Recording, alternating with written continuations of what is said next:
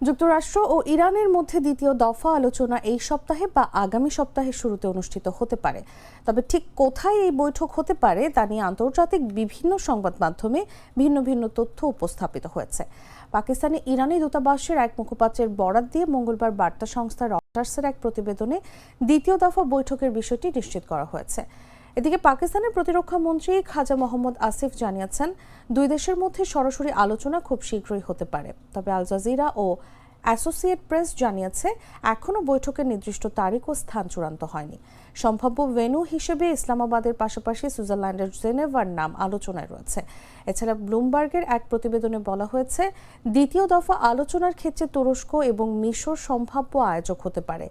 এর আগে ইসলামাবাদে অনুষ্ঠিত প্রথম দফা বৈঠকে কোনো চূড়ান্ত সমঝোতা হয়নি।